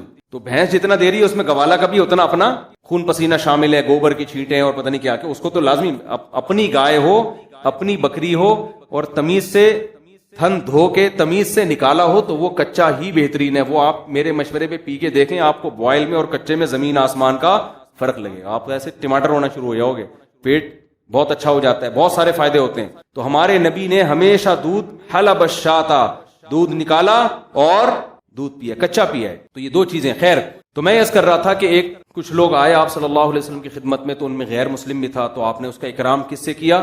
بھوک لگ رہی تھی سب کو, تو آپ نے دودھ پلایا. انہوں نے 7 پیالے دودھ, غیر مسلم, پہلے کے پیالے بھی بڑے بڑے ہوتے تھے, 1 پیالہ آپ نے فرمایا اور اس نے کہا, دوسرا آپ نے فرمایا اور اس نے کہا, اور 7 پیالے. 8ویں پہ اس نے کہا بس میرا پیٹ بھر گیا, سیر ہو, چلا گیا, مسلمان ہو گیا. وہ نبی کے اخلاق اور آپ کی سیرت کو دیکھ کر اگلے دن دوبارہ آیا. پھر آپ نے دودھ پیش کیا، اس نے ایک پیالہ پیا، آپ نے دوبارہ پیش کیا، اس نے کہا شبیعت میں سیر ہوں، یہی بات۔ حالانکہ اس کو نبی نے کم کھانے کی ترغیب، کو تو اسلام ابھی سیکھنے کا موقع ہی نہیں ملا نا۔ تو ایسے موقع پہ آپ نے فرمایا الکافر یأکل فی 7 امعاء، کافر 7 آنتیں بھرتا ہے، والمؤمن یأکل فی معن واحد، مومن ایک آنت بھرتا ہے۔ کیا مطلب؟ مومن کی خوراک کافر سے 7 گنا کم ہوتی ہے۔ ان صحابی کو نہ یہ پتا تھا کہ اس کو میڈیکلی مجھے کوئی فائدہ ہوگا اس کا، یہ بھی نہیں معلوم تھا۔ کوئی ڈاکٹر تھے اس زمانے میں سمجھانے والے؟ نہ انہوں نے نبی سے کم کھانے کی ترغیبیں سنی تھی۔ کیا مطلب؟ اب حدیث کا آج لوگ کہتے ہیں کہ آج تو کافر کم کھا رہا ہے، مسلمان طبیعت سے پھوڑ رہے ہیں، تو یہ تو معاذ اللہ حدیث غلط ہو گئی۔ پھر خوب سمجھو حدیث کا منشا کیا ہے، کہ مسلمان شہوت پرست نہیں ہوتا، کافر شہوت پرست ہوتا ہے، اس کی خواہشات رکتی نہیں ہے، کبھی کھایا جائے گا کھایا جائے گا۔ آج جو کافر کم کھا رہے ہیں نا، ان کو ڈاکٹر لے کر آئے ہیں اس پر، جبکہ مسلمان اگر کم کھاتا ہے ڈاکٹروں کے مشورے کی ضرورت نہیں ہے، اس کی ویسے ہی اللہ نے دنیا سے بے رغبتی رکھی ہے کہ بھائی کیا ہے سارا دن جگالی کرتے رہو بس، ٹھیک ہے نا، چند دیوالے ہو گئے، نیند بھی کم آتی ہے اس سے، انسان کم کھاتا ہے تو چاقو چوبند رہتا ہے۔ تو جتنے بھی ہمارے اکابر بزرگ گزرے ہیں ہندوستان میں، آپ دیکھ لیں ان کی خوراکیں بہت تھوڑی تھیں۔ کیوں تھوڑی تھی بھائی؟ وہ ان کو دین کے کام کرنے ہیں، وہ کہتے ہیں زیادہ کھاؤ تو نیند آتی ہے، تو کھاؤ اتنا نا جتنا افورڈ کر سکو۔ تو خواہشات سے انسان نکل جاتا ہے۔ تو آج جو کافر تھوڑا کھا رہے ہیں نا، وہ ڈاکٹروں کی رپورٹیں ہیں، ڈاکٹروں کے مشورے ہیں، ورنہ اگر صحت کا معاملہ نہ ہو تو پھر کافر خواہشات نفسانیہ میں زیادہ ہوتا ہے، مسلمان کم ہوتا ہے۔ تبھی تو دیکھ لو نا، زنا کتنا زیادہ ہے وہاں پہ، وہ تھوڑی عورت کے بغیر گزارا کر سکتے ہیں۔ یہاں 30-35 سال عمر ہو جاتی ہے، شادی نہیں ہوتی، اور گزارا بہت سے لوگ چلا رہے ہوتے ہیں۔ تو مسلمان میں آج بھی خواہشات نفسانیہ پہ کنٹرول دوسروں کی نسبت زیادہ ہے۔ بات یہ ہے کہ ان کو موٹیویشن مل رہی ہے ڈاکٹروں سے، ہمیں نہ مذہب سے مل رہی ہے اور نہ ڈاکٹروں سے مل رہی ہے۔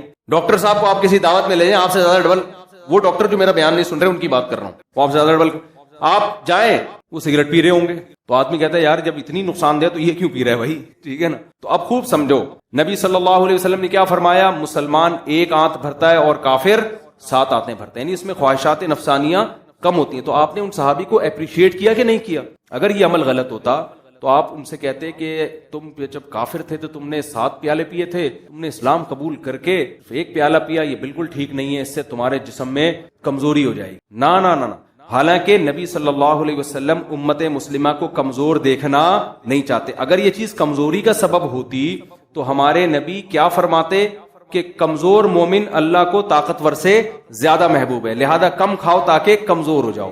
ہم تو یہ دیکھتے ہیں پیغمبر کی سیرت میں کہ آپ نے فرمایا المؤمن القوی احب الی اللہ من المؤمن الضعیف، کمزور مومن، طاقتور مومن اللہ کو کمزور سے زیادہ محبوب ہے۔ اس کا مطلب ہمارے نبی ہمیں طاقتور دیکھنا چاہتے ہیں، کمزور نہیں دیکھنا چاہتے، پھر بھی کم کھانے کی ترغیب دے رہے ہیں۔ تو میڈیکلی اکارڈنگ ٹو اسلام یہ پروو ہو گیا کہ کم کھانے سے طاقت زیادہ آتی ہے، یہ ثابت ہو گیا کہ نہیں ہو گیا؟ دونوں چیزوں کو اگر آپ ملاؤ، پھر اگر کوئی ڈاکٹر کہتے کہ پھوڑتے جاؤ، کہتے نہیں ہے ڈاکٹر، میں ایک مثال دے رہا ہوں، اس کا مطلب بھائی تم ہمیں وہ بات بتا رہے ہو جو اسلام کی تعلیمات کے بالکل اگینسٹ ہے، تو آپ کی تحقیق کل بدل سکتی ہے۔ آپ کی تحقیق کیا ہو سکتی ہے کل؟ ہمارے نبی نے کم کھایا، اور کتنی زوجہ کی آپ کی ایک وقت میں 9 صحابہ کم کھاتے تھے اور اتنی بھاری بھرکم تلواریں اٹھا کے میدان جنگ میں لڑتے تھے۔ تو میں 2-3 باتیں بتا رہا تھا کہ پہلی بات، گوشت کو خوراک کا حصہ بناؤ، یہ ہمارے مذہب کی ترغیب ہے۔ ڈاکٹر کہتے ہیں اگر کوئی نارمل ہے، اگر ہاں کوئی کسی کو ہارٹ پیشنٹ بن گیا ہے، اس کو ڈاکٹر منع کر رہے ہیں تو پھر وہ جانے ڈاکٹر جانے۔ اسلام تو نارمل لوگوں کی بات کر رہے ہیں نا، ابے کوئی شوگر پیشنٹ بن گیا اس کو تو کھجور بھی نقصان دے گی نا، جو پیشنٹ نہیں ہے ان کی بات کر رہا ہوں میں۔ دوسرا کام، بلکہ اس کو تو شہد بھی نقصان دے گا۔ دوسرا کام، پہلا تو گوشت ہو گیا، میں آپ کو اسلام کی روشنی میں صحت کا نسخہ بتا رہا ہوں۔ دوسرا کام کیا ہے؟ کم کھاؤ، پھوڑو نہیں، یعنی بھوکے رہو، سمجھتے ہو؟ اور تیسرا کام حدیث میں آتا ہے اللہم انی اعوذ بک من الکسل، آپ صلی اللہ علیہ وسلم نے سستی سے پناہ مانگی۔ صحابہ سارے چست، گھوڑے سے تیز سلمہ ابن اکوع دوڑا کرتے تھے۔ آپ نے ان سے یہ نہیں فرمایا کہ تمہاری رفتار اتنی تیز کیوں ہے، اتنی تیز کیوں دوڑتے ہو، بھائی کہ گھوڑا پیچھے رہ جاتا ہے تم آگے نکل جاتے، بلکہ اس کو اپریشیٹ کیا۔ صحابہ تیر اندازی سیکھ رہے ہیں، گھڑ سواری سیکھ رہے ہیں، بھاگ رہے ہیں، دوڑ رہے ہیں، اور سستی سے پناہ مانگی گئی۔ تو تیسری چیز کیا ہے؟ فزیکل ایکٹیویٹی، جس کو ہم آج کی اصطلاح میں کیا کہیں گے؟ Physical activity. حدیث میں آتا ہے ایک دفعہ مدینہ میں خطرہ ہوا کہ کسی نے حملہ کیا ہے، خطرہ یعنی کوئی خبر پھیلی۔ صحابہ کہتے ہیں آپ صلی اللہ علیہ وسلم گھوڑے کی پشت پہ بیٹھ کے اتنی رفتار کے ساتھ گئے ہیں نا دیکھنے کے لیے کہ واقعی یہ خبر صحیح ہے یا غلط ہے، اور بہت تیز رفتاری کے ساتھ آپ صلی اللہ علیہ وسلم دیکھ کر آئے. تو آج فزیکل ایکٹیویٹی کیا ہو گئی ہے؟ اب گھوڑے تو ہیں نہیں کہ آپ گھوڑے پہ بیٹھیں, گھوڑے پہ بیٹھنے میں کتنی طاقت, پھر گھوڑا بھاگتا ہے, گھڑیاں ہلتی ہیں, گھوڑا جتنا تھکتا ہے اتنا ہی بندہ تھک جاتا ہے. پھر پیدل بھی بھاگتے تھے لوگ, چلتے بھی تھے, بھاگتے بھی, لمبے لمبے پیدل سفر ہوتے تھے. تو آج نہ جاگنگ ہے نہ واک. کھوپڑی شریف میں بات آ رہی ہے کہ نہیں آ رہی ہے؟ آپ کہہ سکتے ہیں جاگنگ کی الگ سے کوئی ترغیب. بھائی جو کام اسلام چاہتا ہے وہ اگر اس کے بغیر نہیں ہو رہا تو پھر یہ چیز خود بخود اس ترغیب میں داخل ہوگی کہ نہیں ہوگی؟ اللہ آپ کو چست دیکھنا چاہتے ہیں, سستی سے حدیث میں پناہ مانگی ہے. تو جو کام سستی کا ذریعہ اور سبب بن رہا ہے اس کام سے بھی پناہ مانگی ہوگی کہ نہیں ہوگی؟ تو یہ 3 کام ہو گئے, اور چوتھا بھی ایک ایڈ کر لو اس میں, سونے کی ترتیب. وہ میری اپنی نہیں بنی ہوئی تو میں اس لیے زیادہ نہیں اس پہ بولتا, کیونکہ ہم بھی کراچی میں ہے نا, سارا سونے جاگنے کی ترتیب کی ایسی کی تیسی ہوئی ہے. لیکن ہمارے نبی نے ترغیب دیر سے سونے کی دی ہے یا جلدی سونے کی دی ہے؟ کائنڈلی تھوڑا سا بتا دیں. اور دیر سے 12 بجے اٹھنے کی ترغیب دی ہے یا تو رات کے آخری حصے میں نماز پڑھا کرتے تھے؟ تو یہ 4 کام سونے جاگنے کا نا, یہ جو سونا کا 9 بجے ٹائم ہے اصل سونے کا, جو میڈیکلی بھی ایسی ثابت ہو گئی, 4 کام تمیز سے. اور دوپہر قیلولہ لازمی کیا ہمارے نبی صلی اللہ علیہ وسلم نے, اور آپ نے فرمایا قیلوا فإن الشیطان لا یقیل, قیلولہ کیا کرو, شیطان قیلولہ نہیں کرتا, سارا دن جاگتا ہے شیطان, اس کے کام بہت ہے نا. شیطان جو ہے نا کبھی بھی آرام نہیں کرتا. تو اگر آپ آرام نہیں کرتے, ہر وقت کام کام, قائد اعظم نے فرمایا تھا کام کام اور بس کام, تو قائد اعظم کا یہ مطلب نہیں تھا. ان کا تھا کہ سونے کے بعد جتنا ٹائم اٹھو تو کام میں لگاؤ, وہ مزید سونے میں نہ لگاؤ.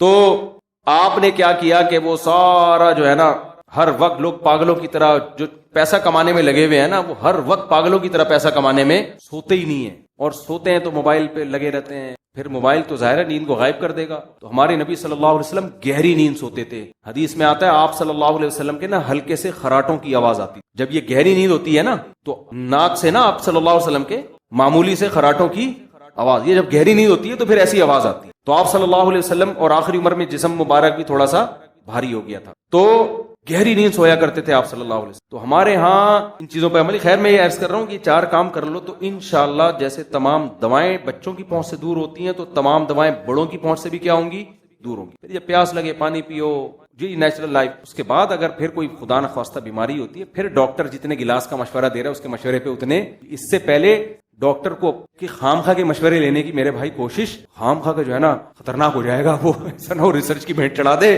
کل وہ ریسرچ کیا ہو جائے.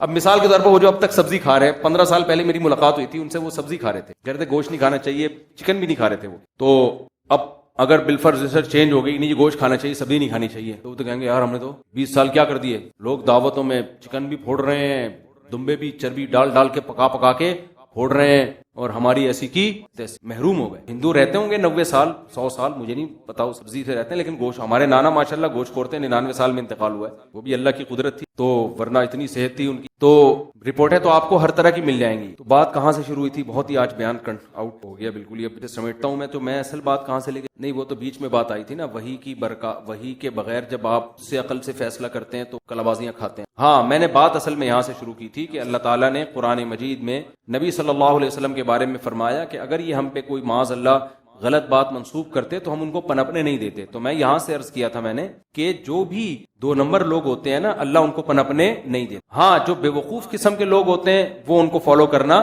شروع کر دیتے ہیں. تو فیلڈ میں عقل مندوں کا اعتبار ہوتا ہے, احمقوں اور بے وقوفوں کا اعتبار نہیں ہوتا. یہ جو روحانی عامل ہے نا, جو بڑی گہری حصار اور جن, وہ اس کی باتیں آ رہی تھی, جن بھوت کا ہمیں, بھوت تو نہیں جن کا, تو ہمیں قرآن و سنت سے ثبوت ملتا ہے, ہم مانیں گے اللہ نے کہہ دیا, لیکن اس کی کیا کیفیت ہوتی ہے, وہ قابو میں آتے ہیں نہیں آتے, ان چیزوں کا قرآن میں کوئی تذکرہ نہیں ہے. لہذا یہ عامل جو دعویٰ کرتے ہیں ہم نے جنات قابو میں کر لیے, یہ کر لیا, وہ بھائی یہ تمہاری اپنی کہانی ہے, یہ ہماری کھوپڑی میں نہیں آتی. میں نے آج تک کوئی جن کسی عامل کے قابو میں نہیں دیکھا. البتہ عامل جنات کے قابو میں بہت دیکھے کہ اس پہ جن آیا ہوا ہوتا ہے, خود اس کو کنٹرول کیا ہوا ہوتا ہے, تو ایسا بہت ہوتا ہے. ایسا نہیں ہوتا کہ عامل جنات کو قابو میں لے لیں. سمجھتے ہو کہ نہیں سمجھتے؟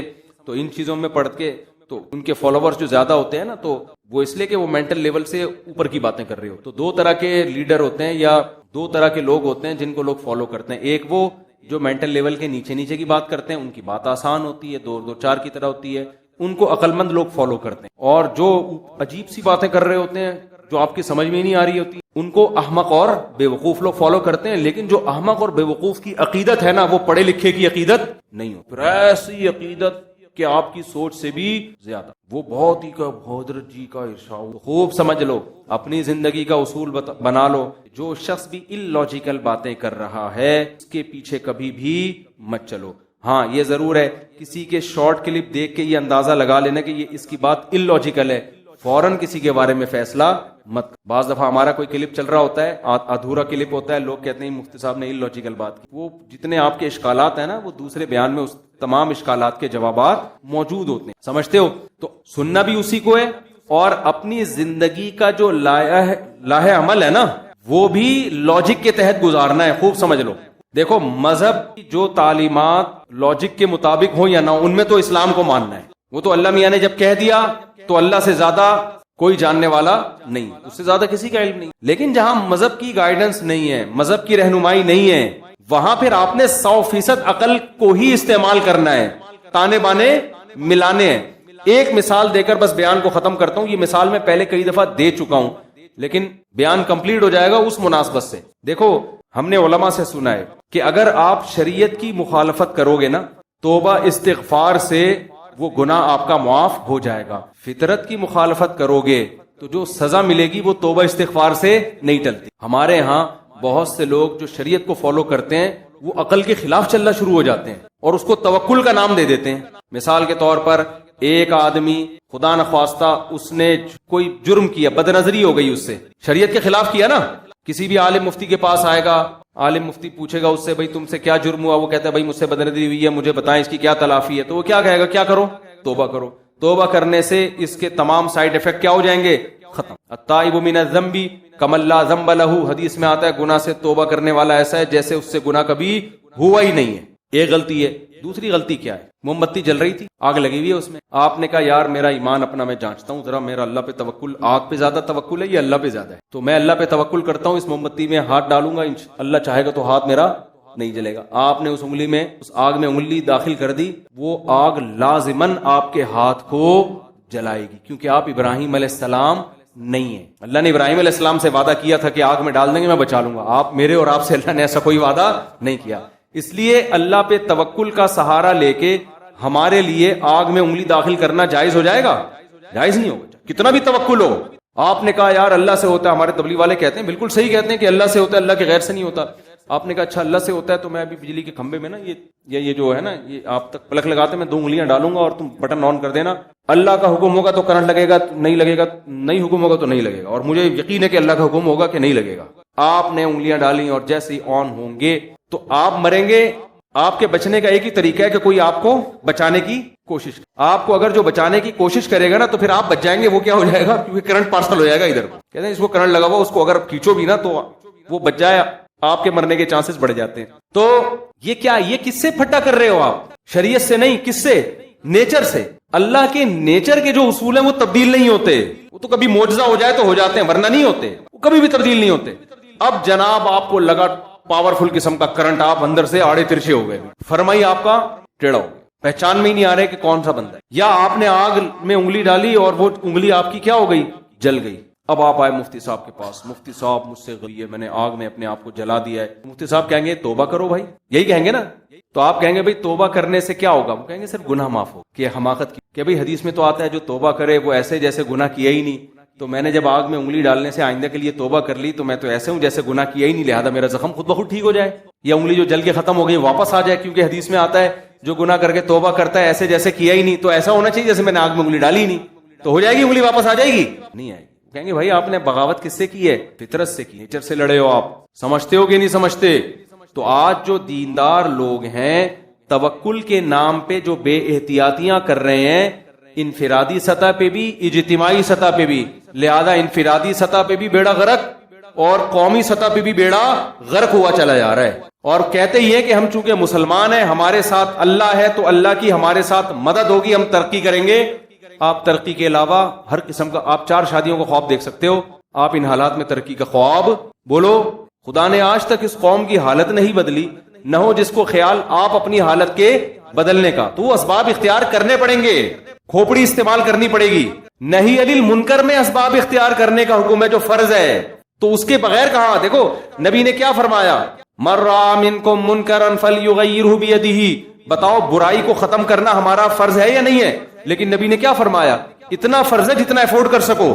ہونا تو یہ چاہیے تھا بھائی حق بیان کرو چاہے جو مرضی ہو جائے، کچھ بھی ہو جائے، جو بھی اثرات ہو. نہ آپ نے فرمایا جو برائی کو ہاتھ سے روک سکتا ہے تو وہ تو ہاتھ سے روکے، جس میں ہاتھ سے روکنے کی طاقت نہیں ہے اب پھر ہاتھ سے مت روکے. وہ پھر کیا کرے؟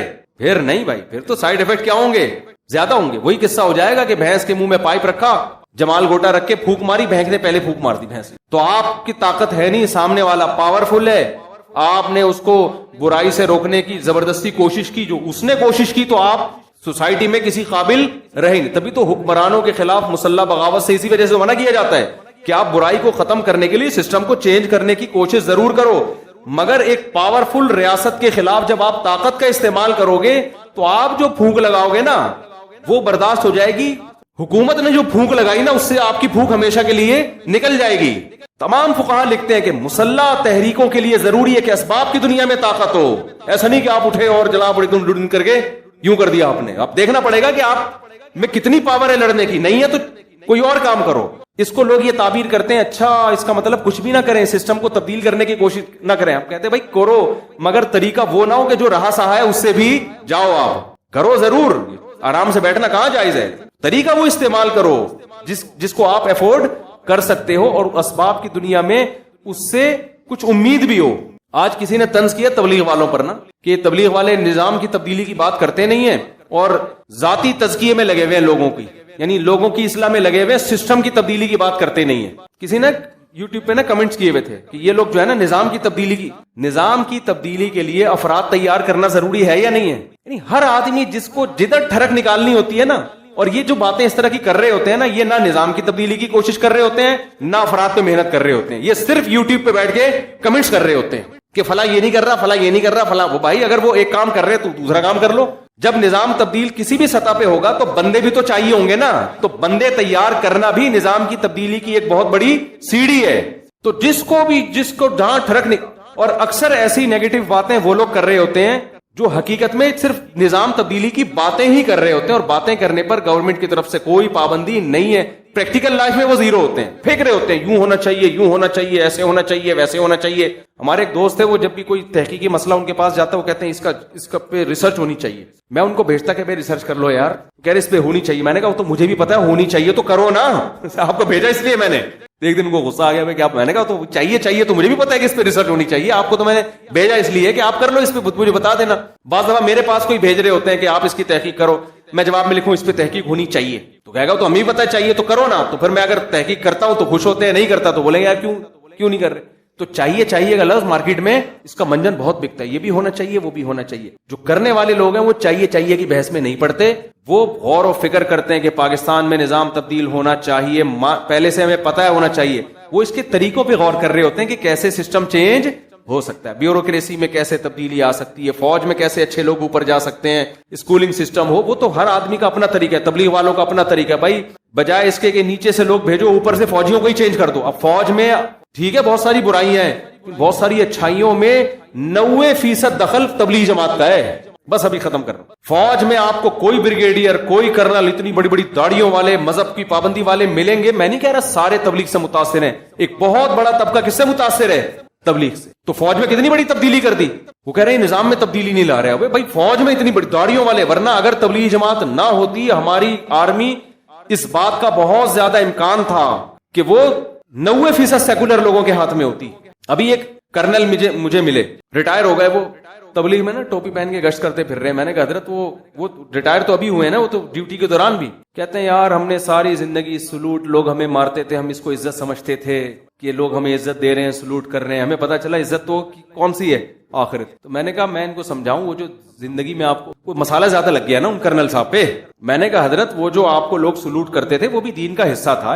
ایک کنٹری ہے، اس میں اگر فوج کے ماتحت آدمی اپنے جو ہے نا آفیسر کو سلوٹ نہیں کرے گا تو یہ نظام کیسے چلے گا؟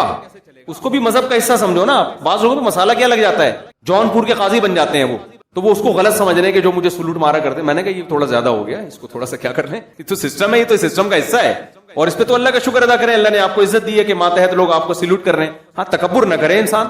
تو ہر آدمی جو بھی پازیٹو کام کر رہا ہے اس کو پروموٹ کرو، تبلیغ کا بہت بڑا کام ہے, بہت زیادہ اللہ نے کام لیا فوج میں اور بیوروکریسی میں, ججز ہیں بہت سارے جو لگے جماعتوں میں.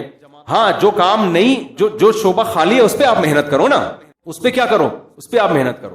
افراد ہی ٹھیک نہیں ہوں گے تو وہ سسٹم تبدیلی کی بات بھی ان کی کھوپڑی میں نہیں آئے گی. وہ کہے گا ابے مزے اڑا, یہ کیا سسٹم, اسلامی سلطنت, اسلامی ریاست, یہ سب فضول معاذ اللہ فضول باتیں. تو مسجدیں آباد ہوتی ہیں اور لوگوں میں ایک شعور پیدا ہوتا ہے تو لوگ ہی تو پھر آگے, پیغمبر تھوڑی آئیں گے دوبارہ کوئی, تو لوگ ہی مسلمان ہی سارے کام کریں گے. تو اس لیے میں کیا عرض کر رہا تھا, بس بات کو ایک جملے میں اب سینٹنس میں ختم کرتا ہوں کہ ان لاجیکل کام آپ کو کرنے کی اجازت نہیں ہے اللہ پہ توکل کا لیبل لگا کے. تو جب نہیں علی المنکر میں نہیں ہے, اس میں نبی نے فرمایا اپنی استطاعت دیکھو, استطاعت ہے تو ٹھیک ہے, نہیں ہے تو زبان پہ آ جاؤ. فمن لم یستطع فبلسانہ, زبان سے کہنے پر اکتفا کرو, اور اگر اس کی بھی طاقت نہیں ہے فبقلبہ. تو بقلبہ کا مطلب یہ نہیں کہ دل میں, دل سے برا سمجھو, بقلبہ کا مطلب دل سے تبدیل کرو. دل سے تبدیل کا مطلب دل میں یہ نیت کر رکھو کہ اللہ ابھی تو میں بول بھی نہیں سکتا, جو مجھے ذرائع اور وسائل ملے نا, جتنا کام کرنے کی, جتنا برائی کو دنیا سے ختم کرنے کی, میں وہ تمام سوٹیبل ذرائع اور تمام سوٹیبل وسائل میں اختیار کروں گا. میں ایسے نہیں بیٹھوں گا, جتنے بھی جو بھی سوٹیبل طریقہ ہوگا تو وہ میں اختیار کروں گا. تو وہ نبی کا بھی یہی سیرت ہے, تمام انبیاء کی یہی سیرت ہے, اور قیامت تک یہی طریقہ چلے گا. ایسا کام کرنا جس میں لینے کے دینے پڑنے کا خطرہ ہو, کتنا ہی اچھا لیبل لگاؤ گے, کتنا ہی اخلاص ہوگا, تو اللہ اس میں آپ کی مدد نہیں کرے گا. جیسے ایک آدمی آگ میں انگلی ڈالتا ہے کسی ہندو کو دکھانے کے لیے کہ میری انگلی نہیں جلے گی, دیکھنا یہ اس کی علامت ہوگی کہ ہم سچے ہیں. تو اللہ نے کب تجھے کہا کہ بھائی تو تیرا ہاتھ نہیں جلے گا, پھر بھی ہاتھ جلے گا, ٹھیک ہے نا. ہاں بعض دفعہ اللہ کی طرف سے کسی پر الہام ہو جاتا ہے, جیسے کرامات کے ایسے واقع ہیں, وہ الہام جیسے موسیٰ علیہ السلام کی ماں پر الہام ہوا, بچے کو صندوقچے میں ڈال دو ہم بچا لیں گے, پھر ان کے لیے صندوق میں ڈالنا کیا ہو گیا, حلال ہو گیا. وہ بعض دفعہ وہ اللہ کی طرف سے ایسا قوی الہام ہوتا ہے, دوسرے کے لیے تو حجت نہیں ہوتا, لیکن جس پر ہوتا ہے اس کے لیے وہ حجت ہوتا ہے. لیکن اب الہاموں کا ایک نیا سلسلہ نہ کھل جائے کہ اچھا مجھے تو یہ الہام ہوا تھا کہ یوں کر لو, وہ ایک الگ